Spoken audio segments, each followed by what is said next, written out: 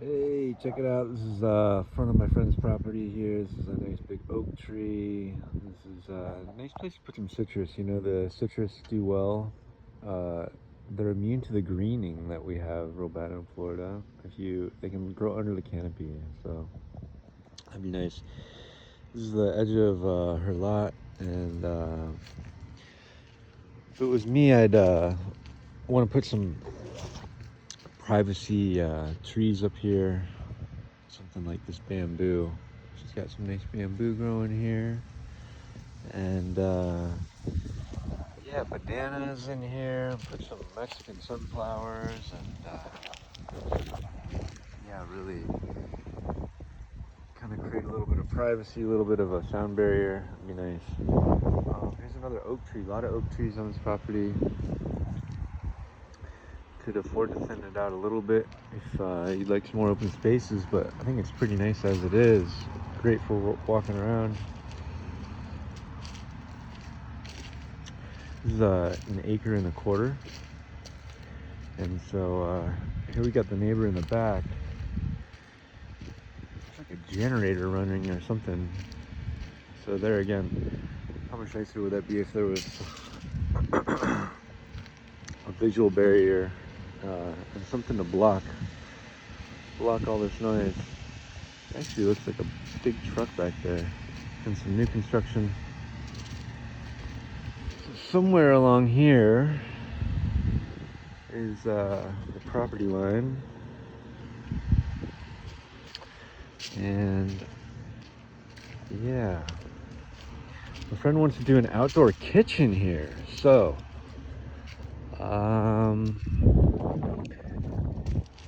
you know, and she wants to make it welcoming and as a model for sustainability, and I love this idea. And so doing that out front might be nice so that people can kind of get a sense of it from the street, but then doing it, of course, back and having it more secluded would make it a bit more cozy there. Here we have this looks like a tank for septic they're putting in here. And yeah, I really like these row of palms along the side here. This is like kind of the main road along here, so that's a nice start to providing some of a sound barrier. And you know, we have a fair amount of shade here, right? So what grows well in the shade here in Florida? We're in the tropics, zone 9. You know, ginger grows well. Of course, there's so many great things you can do with ginger. Pineapples do surprisingly well. One of my favorites is the root beer plant. And yeah, a lot of potential for this property. So,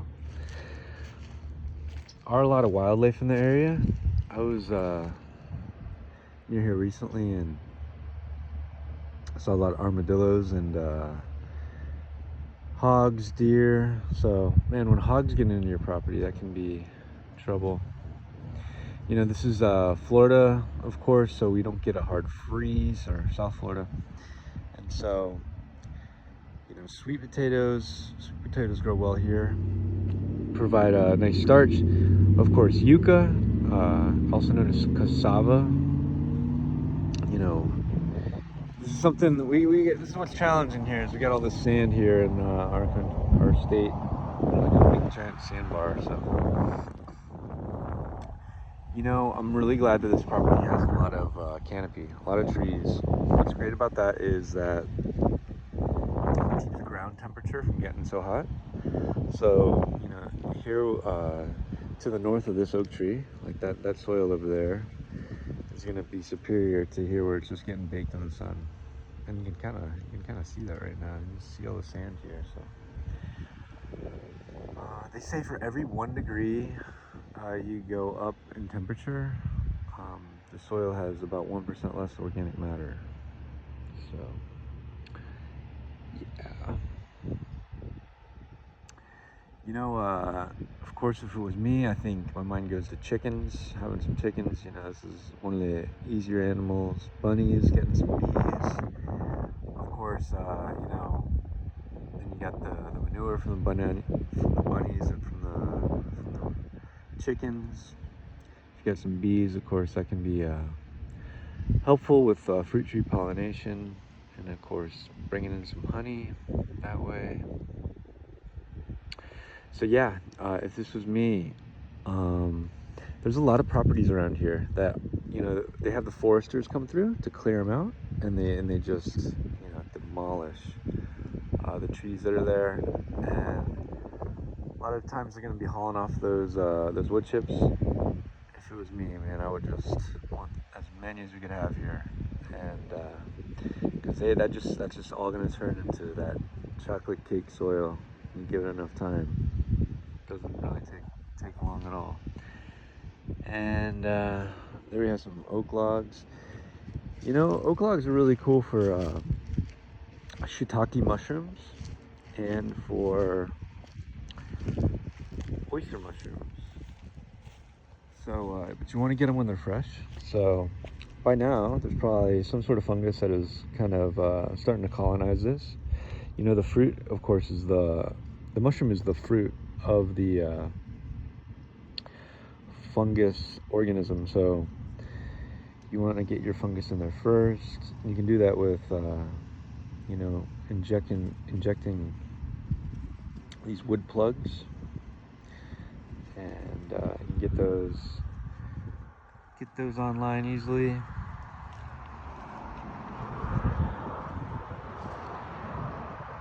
Yeah, it's nice and quiet out here, not too much traffic, and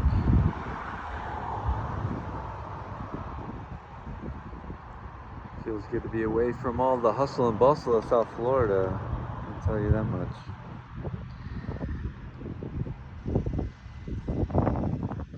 You know, of course, I recommend to everybody everywhere put some mulberry trees in. So mulberries make that, you know, that little blackberry that tastes like it's got sugar on it, and they can fruit up to 6 months out of the year and grow super fast, get super big. They can grow in the tropics or up north. You know, like I said, we had a $1 billion citrus industry that's been decimated. Under all these oak trees, great place to plant citrus. They can handle a little dappled light, and what else comes to mind? You know, macadamia trees, for macadamia nuts, you can grow those here in Florida. They get pretty big, so be a question about, you know, do we got the space for something like that? Is that really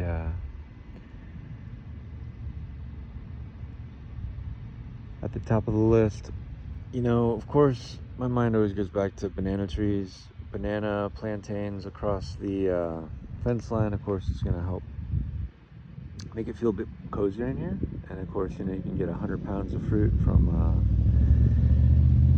bananas and plantains. And of course, for those who don't know, the moringa tree grows super fast, super nutritious, great for feeding animals, and great for building the soil with. The moringa tree is drought tolerant. It just doesn't want its roots to stay wet for too long, so you don't want to put it in a flood area. But yeah, if you had any concern about that, you'd want to put it in the higher area. And what else would I recommend for here?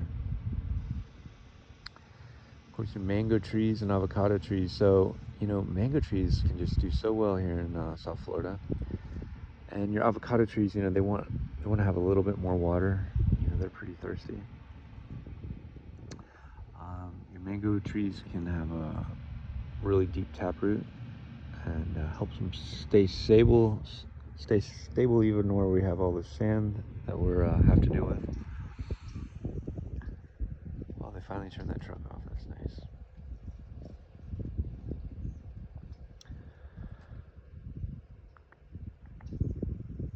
But yeah, lots of opportunity, huh?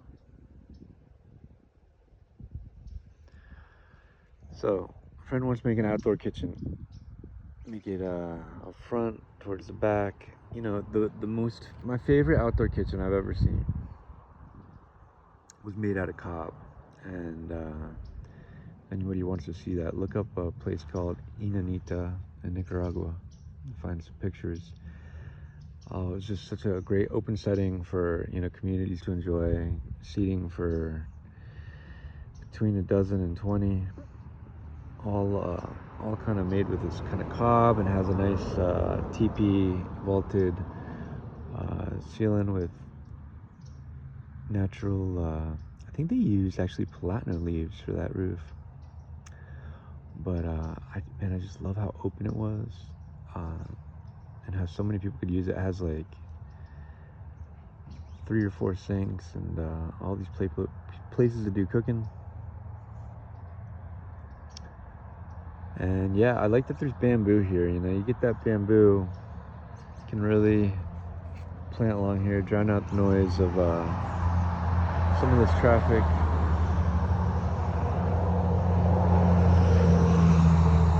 So the way the property goes is this is east facing this road, and so this is this kind of nice morning sun, and here we got the south facing the entrance of the property, and here we're about at the dead of winter here, early January, and you see how the sun's going across here.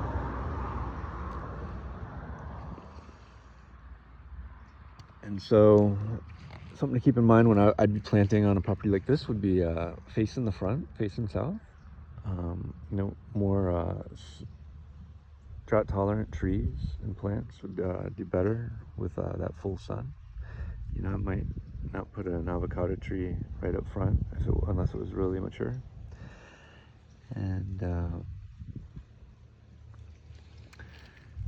yeah, all this canopy, just like a little puzzle when you're thinking about what to put where as far as your fruit trees. You know, most trees can deal with some partial shade, but you want to think about, you know, making sure everything gets enough light. So that can be a bit of a challenge sometimes. It's something to keep in mind, fitting everything in. You know, here in Florida, I'll tell you one rule of thumb that I see people kind of forget, and that is you want to plant things kind of high and tight when you're planting your trees. You can really stunt the growth if you plant them too deep. So here, look at this nice happy tree. See how high it's coming out of the soil. It's so easy to tell. But you know, my friend who just plants trees for a living, he'd plant them up to 6 inches where the soil level of the pot is above the natural soil. And the reason he does that is because, you know, they can settle a lot, and what you really never want is that to be below the soil around it. And one other thing to think about is this bark. It actually has it needs to stay aerated. You do not want a whole ton of dirt up against the bark. It can really stunt that tree's growth. So that's about the biggest thing I think about when making sure you plant a tree, and I see people kind of mess up on that so often. Again, you want your trees to grow out here in place like this. 2 things really come to mind, and that is investing in the soil, amending the soil, and irrigation, you know. And so this is a big property. This is acre and a quarter. You know, you can pick your spots of where you want to really cultivate the abundance, and then, you know, maybe in the future kind of spread it out from there. So, but yeah, if it was me, I would think maybe really getting a little added kind of sound barrier from the traffic coming from the roads. Here we go. Look at this guy, man. They're doing some real work out here. Big old John Deere tractor there.